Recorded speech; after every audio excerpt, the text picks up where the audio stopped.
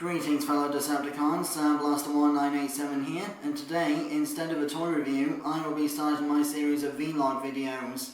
Because these videos cover controversial topics, I don't intend to do them very often. This is just to fill out time while more stuff arrives from my usual reviews from Mandarake and other suppliers. So, today's topic, Wavatron, the unofficial relationship name of Megatron and Soundwave from the Transformers cartoons. Most notably the American and Japanese Generation 1 cartoons from the 80s. For those who don't know, Megatron and Soundwave have had a very complex history. Although Soundwave is supposed to be depicted as the emotionless Decepticon spy, he has shown genuine moments of affection for Megatron and his later form Galvatron over the years. For example, in More Than Meets the Eye Part 2, the second part of the first episode, Soundwave was the one who warned Megatron that Starscream was about to shoot him in the back. Given Soundwave's usual lack of emotions towards any other life form, I very much doubt he would have shown the same courtesy to any of his fellow Decepticons under the same circumstances, showing that Soundwave has a more personal relationship with Megatron than anybody else. Plus, also in the episode Carnage in C Minor from Season 3, Soundwave and Galvatron actually hold hands in mid-flight. Plus, in the Season 2 episode The Golden Lagoon, Soundwave is constantly insisting that Megatron must be informed of Starscream's research findings when he wanted to keep stuff to himself, when the, Decepticons had discovered that golden armor stuff, Electrum.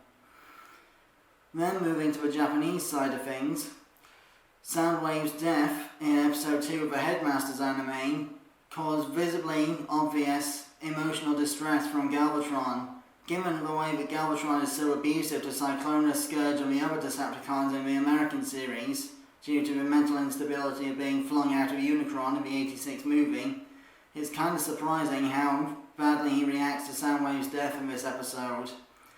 Which just goes to show that Soundwave and Galvatron, or SoundBlaster and Galvatron at this point, were in a genuine, caring relationship for one another. Plus, also, obviously, in the 1986 movie, Megatron's last words before leaving the Battle of Autobot City were, "Don't leave me, Soundwave." The kind of thing you'd only expect a dying spouse or partner to say to somebody else.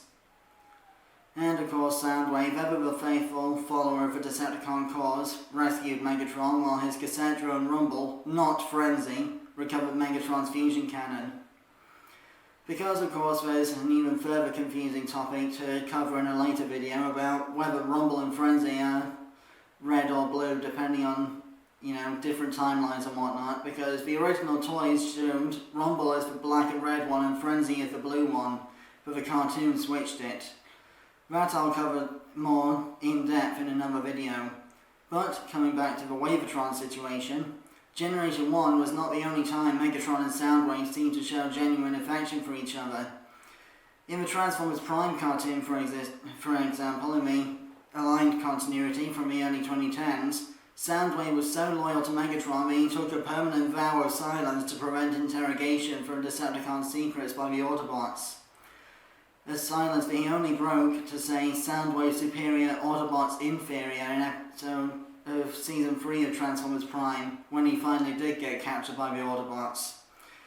That's true dedication, because I very much doubt any other Decepticon would have willingly silenced themselves to stay loyal to Megatron for that long.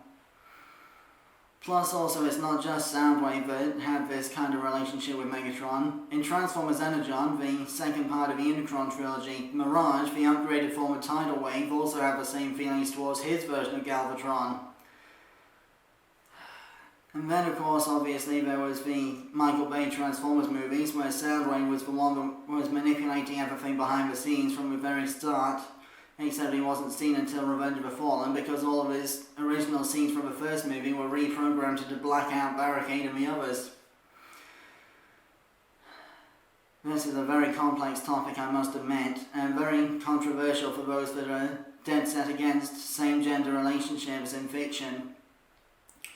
But, because of the process going all the way back to 1984, you could say that this is the first scenes of romance in any situation in the Transformers franchise, even predating Optimus Prime and Elita 1 from the Search for Alpha Trion episode of Season 2.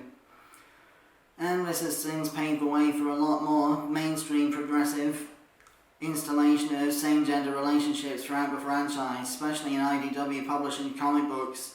I mean, just look at Cyclonus and Tailgate or Chrome Dome and Rewind for a better example. Anyway, that covers my video so far. I have been SoundBlaster1987. Join me next time when my next toy review will be Takara Legends, Trigger Happy and Blowpipe.